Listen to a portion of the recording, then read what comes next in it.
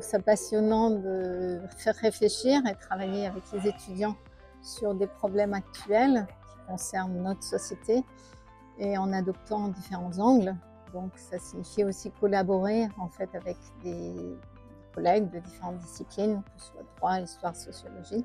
Pour les étudiants, je pense que c'est important de sortir du cadre très structuré, voire formaté des classes préparatoires. Bon, bien sûr, le premier but, c'est les concours, mais aussi où ils acquièrent quand même une rigueur de réflexion et une structure de pensée. Donc on va capitaliser sur ces acquis pour les amener à réfléchir de façon plus large et sortir du côté compétitif pour aller vers de l'intelligence collective. Réfléchir ensemble, discuter, écouter l'autre, avoir différentes opinions et les argumenter et créer de façon générale en équipe.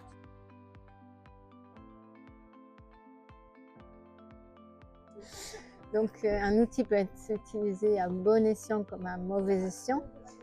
L'IA, c'est un outil particulièrement puissant qui peut développer en fait des politiques d'influence, colporter des informations qui fallacieuses aussi, même si elles paraissent crédibles.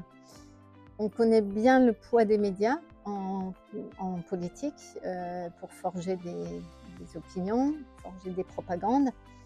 Et cela peut même faire basculer des régimes. Donc l'IA peut certainement être utilisée et a été déjà utilisée pour faire de la désinformation.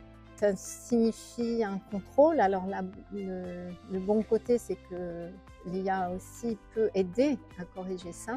Donc, par exemple, j'avais une intervenante informaticienne de l'INRIA dont l'équipe développe en fait des outils qui permettent de détecter le vrai du faux, des propagandes, des arguments fallacieux. Et donc ça, c'est aussi un caractère propre à l'IA qu'on peut utiliser du bon côté et pas simplement du mauvais côté information.